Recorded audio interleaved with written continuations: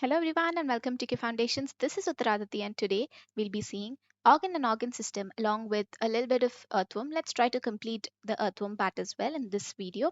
So let's begin as soon as possible. Organ and organ system. The basic tissues mentioned above organize to form organs which in turn associate to form organ systems in multicellular animals, right? So tissues forms organs and then which in turn forms organ systems in the multicellular animals. Okay, so such an organization is essential. What is the reason for such an organization? That the existence of a organ system, why is it important? It's essential for more efficiency and better coordinated activities of millions of cells constituting an organism, right? So there should be coordination when the activities are taking place in the body. They're all interdependent, right? And for more efficiency also you require organ system and such an organization. Each organ in our body is made up of one or more type of tissues. Okay, it's not must that every organ is made up of a single type of tissues. It may be made up of more than one type of tissue as well. For example, our heart will contain all the four types of tissues. It has epithelial, connective, muscular, neural, right? So we also notice after some careful study that the complexity in organ and organ systems display certain discernible trend. It's a discernible trend. This is basically the evolutionary trend. Basically we saw that starting from the poriferans to the chordates, right? Extreme level of evolution is taking place. In the first sponges just had cells, but now we have organ systems, so it's all about the evolutionary trend that's taking place. You are being introduced to morphology and anatomy of three organisms at different evolutionary levels to show their organization and functioning. Okay, so morphology. What is morphology? It's basically the study of form or externally visible features, like just studying how externally it looks. Is it big? Is it round? Is it circle? Is it cuboidal? That study. And also what you can see on the exterior, and those are the morphologies. In the case of plants or microbes, the term morphology precisely means this. Okay, so for plants and microbes, if you see for a plant outside, what you can see a stem, root, leaves, flowers, fruits. And then what can you do, what studies can be made from them? So that's the morphology for plants or microbes. But precisely in the case of animals, if you speak, it refers to the external appearance of the organs or various parts of the body. Okay, external appearance of organs is also morphology in case of animals. The word anatomy conventionally is used for the study of morphology of internal organs. This is the study of morphology of internal organs. The organs within that, what's the morphology? Okay, so we'll see morphology and anatomy of earthworm, cockroach, and frog be presenting invertebrates and vertebrates, right? Earthworms and cockroaches are invertebrates, while frog belongs to the vertebrate. So let's see. Earthworm. Earthworm is a reddish brown terrestrial invertebrate. Reddish brown. You would have seen them, right? Reddish brown terrestrial invertebrate. Excuse me. That inhabits the upper layer of the moist soil. They inhabit the upper layer of the moist soil. Usually, when it's raining and all, you can see the earthworms coming out of their places, right? So, during the daytime, where do they live? They live in burrows, which they make by boring or swallowing the soil. Yes, they do swallow soil. And in order to grind those particles, you will see that in the intestine, in the alimentary canal, you can find gizzard, which will help to grind these soil particles. Okay, so in the garden, they can be traced by the fecal deposits known as worm castings. Worm castings are the fecal deposits. Okay, and the common Indian earthworms are Ferritima and Lumbricus. Ferritima and Lumbricus. Ferritima postuma, we know that. Lumbricus is an additional point. Okay, so again, let's revise. It's a reddish brown terrestrial invertebrate. Reddish brown. Okay, so you should know they'll ask brownish red and all of that, so it's reddish brown. Terrestrial, it's found on the land. Invertebrate, yes, it's an invertebrate that inhabits the upper layer of the moist soil. In the moist soil, in the upper layer, they exist, right? And then during the daytime, you can find them in the burrows. Okay, in the soil, they'll make tiny holes. Okay, so they'll basically they'll creep into those holes, which is called as burrows, by boring and by swallowing up the soil. They can bore in, or they can swallow up the soil and make its way through. In the gardens, they can be traced by their fecal deposits. This fecal deposits is called as worm castings.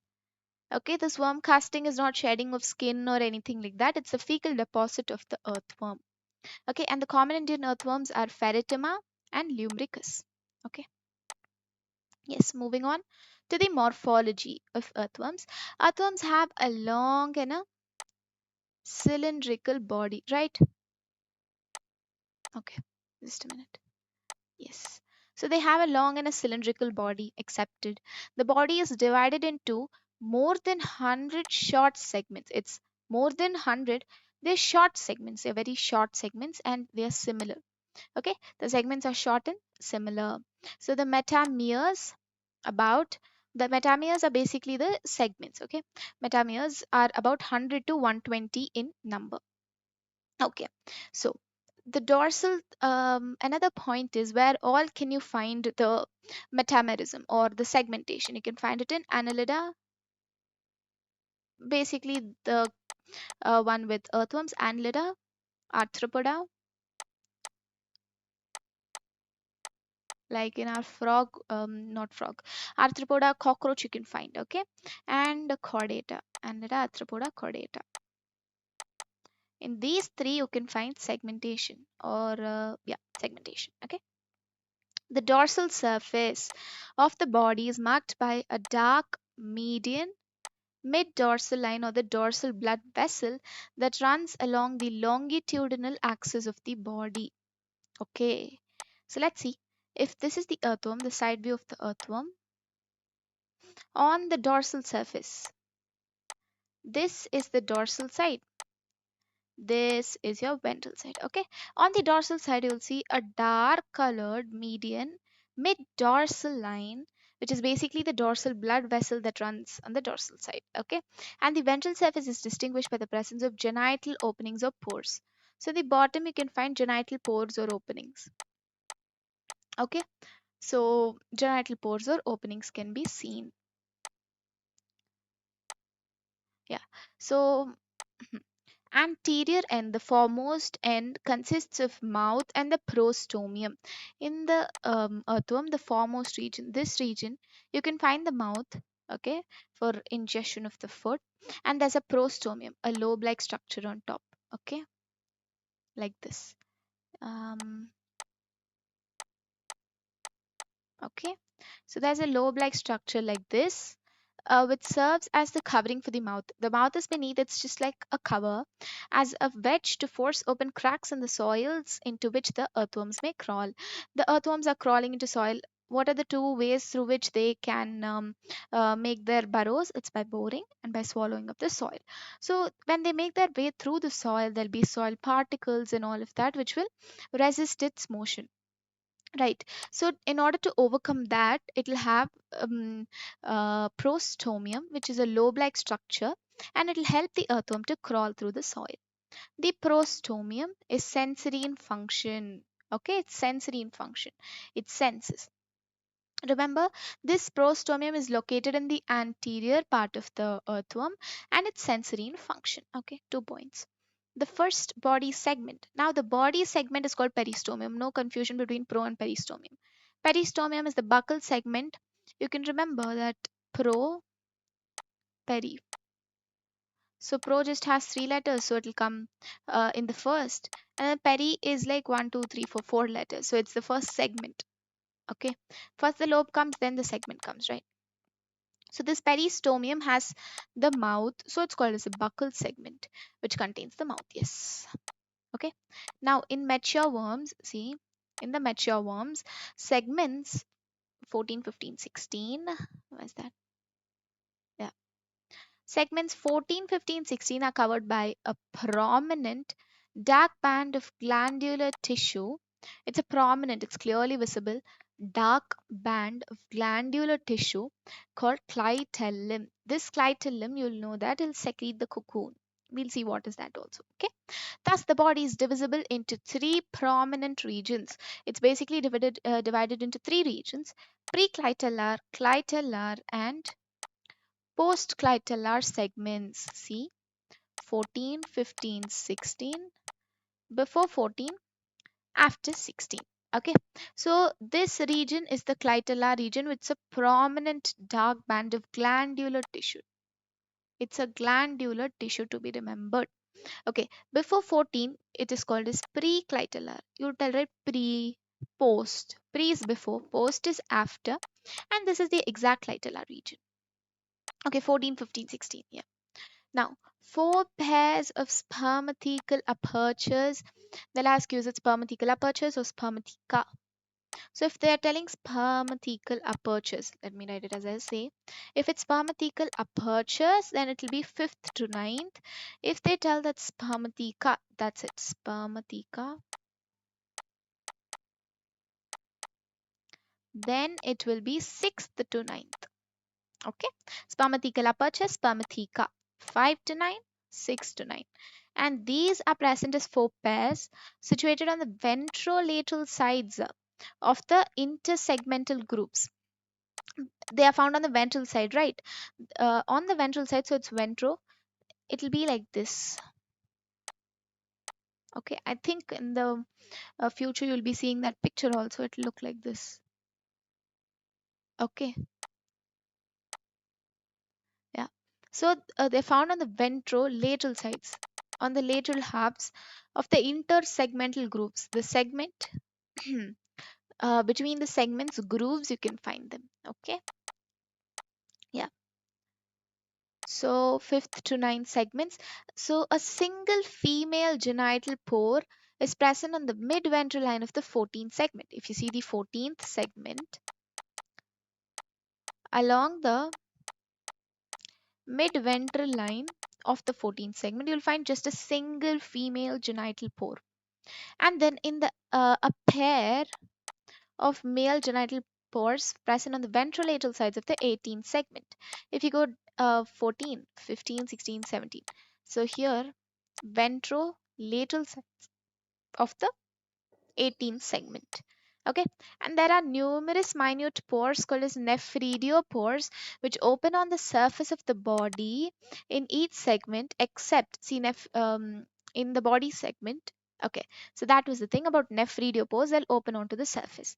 Now, in each segment, what you can find is, except for the first, last, and the Kleteler region. What was the Kleteler region? It was from 14 to 16. Yes. So they contain rows of S-shaped setae, which is embedded in the epidermal pits. Epidermal pits in the middle of each segment. If you see the segment, in the middle of each segment, you can find these setae. They help in locomotion, like extended or retracted. They can be extended or retracted, so their role is for locomotion. We'll see this diagram here. Okay. So this is, what is it? It's the lobe-like structure. It is the prostomium. Prostomium is dash in function. What is it? It is what in function? 1, 2, 3. Yes, it's sensory in function. Okay. Now, prostomium is a wedge-like structure which helps the, helps the earthworm to crawl through the soil. Okay, and it is sensory in function. Found in which part? Is it in the anterior or the posterior part? It's in the anterior part. Acha, okay. So peristomium is the first segment. Peristomium. As I said, prostomium, 3 letters here in the beginning. So it comes first. And then peristomium has 4 letters. It is also called as which segment? It's also called as buccal segment. Buccal segment. Okay, because it bears the mouth here. Clitellum is a dark band. It's a prominent band of glandular tissue located in which segments? 14 to 16. Before this region, what is it called? After the region, what is it called? Before it's called pre-Kleteler. Afterwards it's called post-Kleteler. Yes. Next, metameres. How many metameres are there in the earthworm? 100 to 120. There's an anus in opening in the last segment. Okay, it could be 100th segment, it could be 120th segment, in between also it can be. Then there's rings of setae. Setae is S-shaped, right? Rows of S-shaped setae are found on the epidermal pits in the middle of each segment, right? These are the setae. Okay, now um so setae is present. These setae is absent in which regions? Setae is absent in first, last, and the Clitella region, right? Yeah. So in the Clitella region, you see here. Okay. So female genital pore is present in the mid-ventral line of which segment? It's present in the mid-ventral line of the 14th segment. How many female genital apertures are found? Just one. Okay. Now, male genital aperture, which segment it is found in? 18th segment. Is it paired or unpaired? You can see it's paired. Right. And is it along the mid-ventral line? Is it like along the mid-ventral line? Or is it present on the ventrolateral sides? It's found on the ventrolateral sides, right? And you have genital papillae.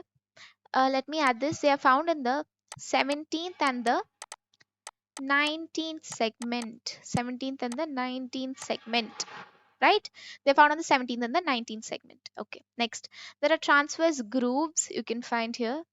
Okay, as such, like these are the transverse grooves or annuli, ring like structures. Okay, so just with this picture you can like summarize whatever you learned till now.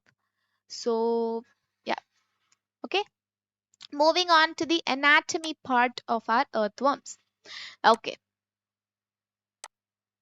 all right.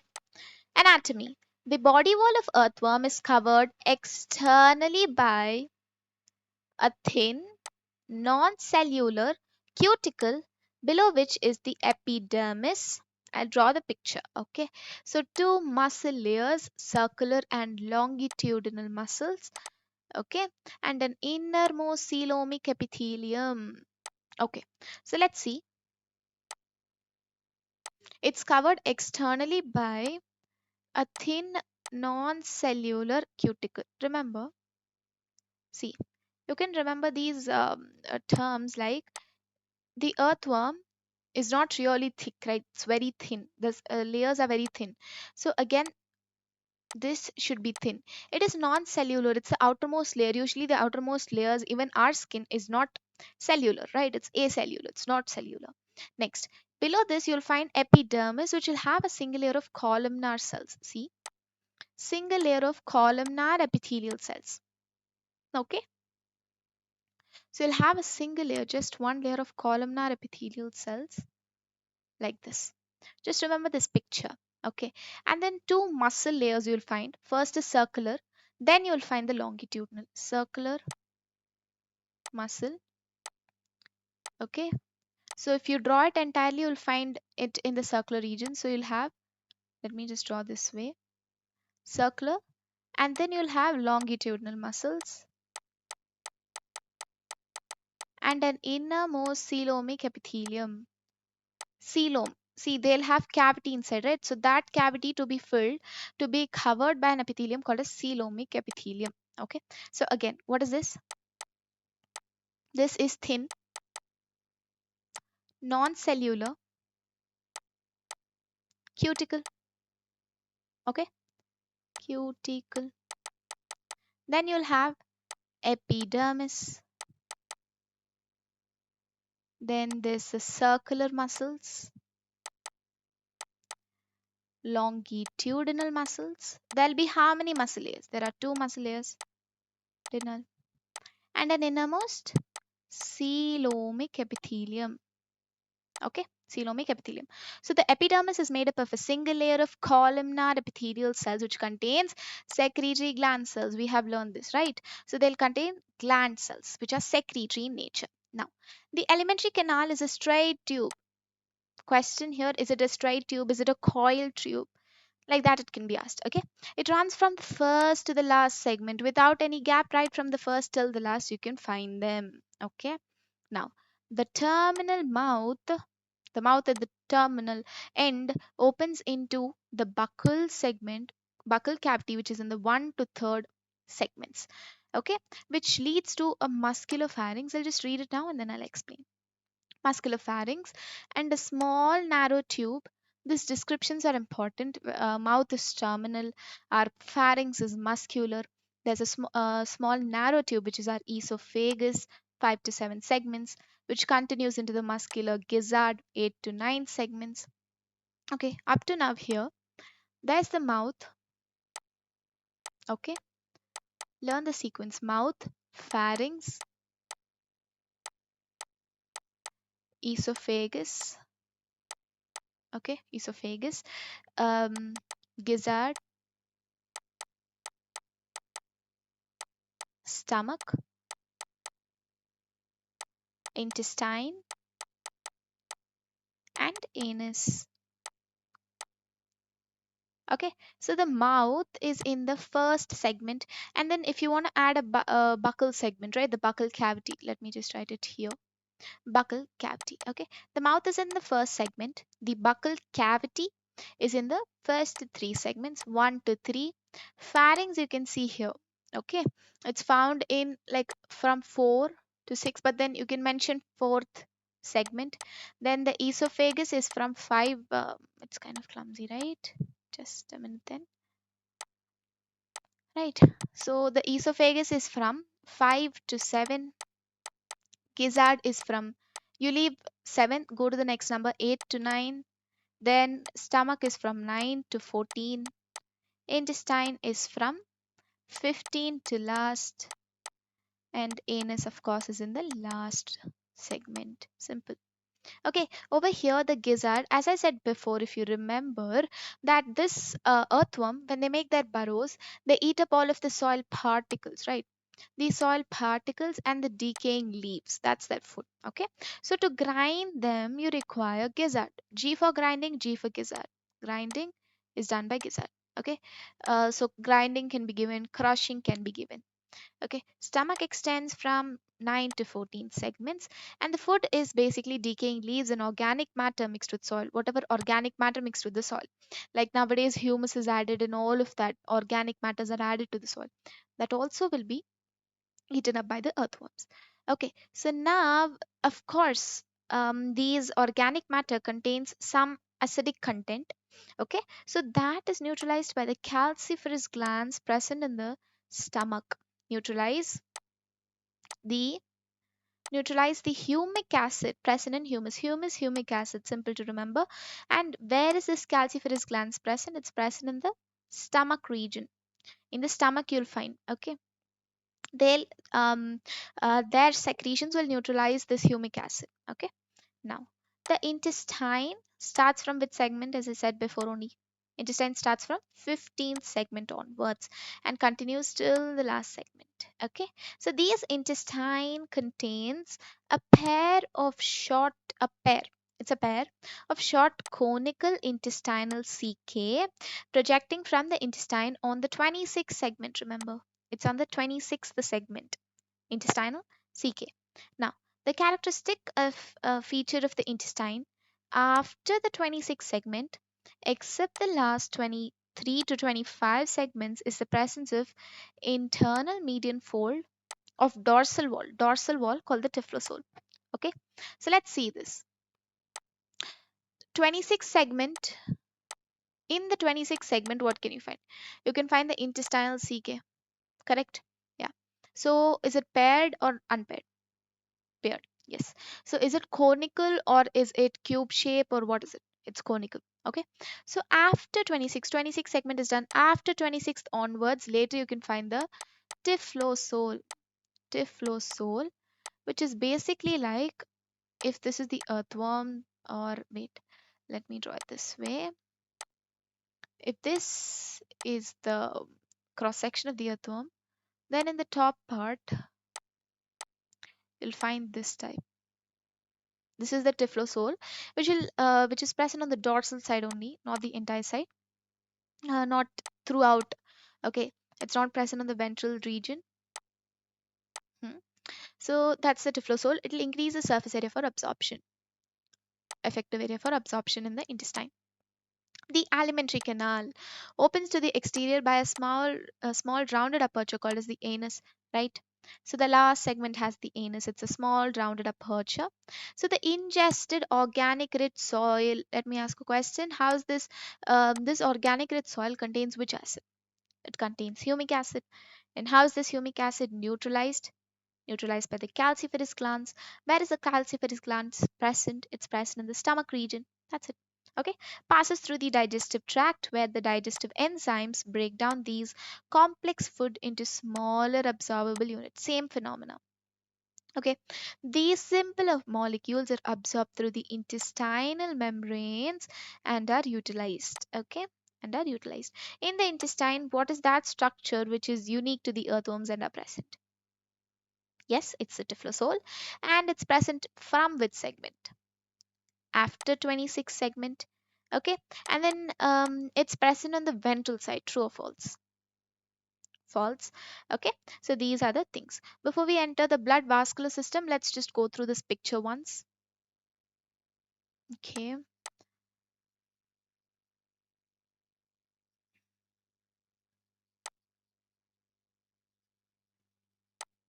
Mm, yes.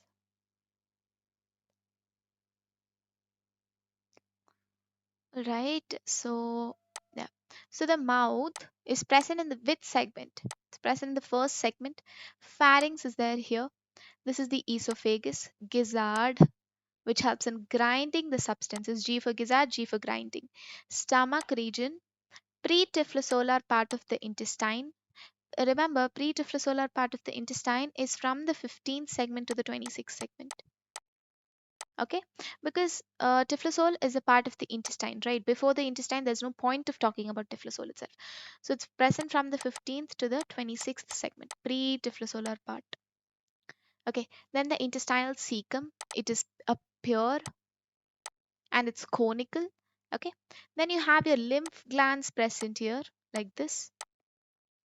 Okay, next tiflosolar part where the tiflosol is present, intestinal lumen, the space inside the intestine, and the tiflosol. Okay, this is the alimentary canal of the earthworm.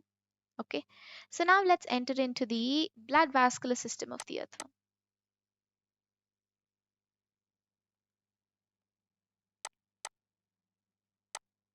Or yeah, Pheretima exhibits a closed type of blood vascular system. It's a closed type. Okay. So basically, then the blood will flow through a series of varying diameters of vessels. It will flow through the arteries, veins, and the capillaries. Okay. Consisting of blood vessels, as I said right now, capillaries in the heart. Due to the closed circulatory system, blood is confined to the heart and the blood vessels. Yes, it doesn't go into the sinuses and the gaps. Contractions if the blood contractions keep blood circulating in one direction. Okay, so it shouldn't come back, so the contractions will make sure that the blood flows in one particular direction. Now the smaller blood vessels supply the gut, the nerve cord, and the blood wall. How can you body wall? How can you remember this? If in the body, what is found in your human body itself, you think? Okay, in the human body, in the dorsal side, what can you find? Dorsal side, nerve cord. On the ventral side, what can you find? You can find the gut. Okay, and covering all of this is the body wall. You can just remember this way. Okay, these three things, okay, these three are getting their blood supply through the smaller blood vessels. Blood glands are found in the fourth, fifth, and the sixth segments. Blood glands.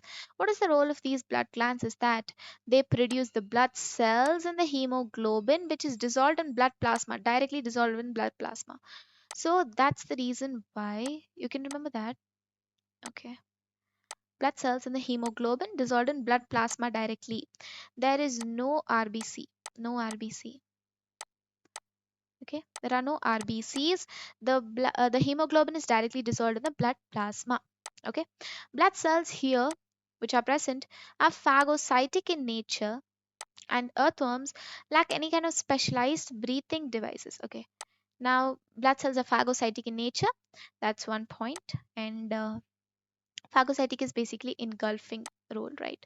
Now, They are going to respire through, they don't have any kind of specific breathing devices like the lungs, the heart, and of course not the heart, lungs, and any such device. So the respiratory exchange occurs through the moist body surface into the bloodstream. What is this called as? It's called as cutaneous type of respiration, right? Cutaneous respiration. Would have heard about pulmonary respiration, right? Like that, this is cutaneous respiration. Okay, so let's see this picture. You have a dorsal vessel. Okay, this is the dorsal blood vessel. If you remember that the dorsal side of the earthworm is identified by the presence of the dark median mid dorsal line, which contains the dorsal blood vessel. That there are these lateral hearts which are found in which segments? Seventh and ninth segments. Okay, and then in between you'll have these two kind things, which is the anterior loop, which is found in the 10th and the 11th segments. 7, 9, 10, 11. Lateral esophageal hearts. Lateral esophageal hearts are found in the 12th and the 13th segments. There's this commissural vessel. Okay, there is, see, the lateral esophageal vessel, which is here, which will go and form the subneural vessel. So these are the things. So how many pairs of hearts that does the earthworm have? So it has like one. That side you'll have two, three, four, five, six, seven, and eight. Eight hearts or four pairs of heart. Okay, so these excretory organs and the nervous system, along with the reproductive system and the conclusion or the uses, will be done in the next videos. So until then, definitely spread the key of success, spread knowledge. Thank you.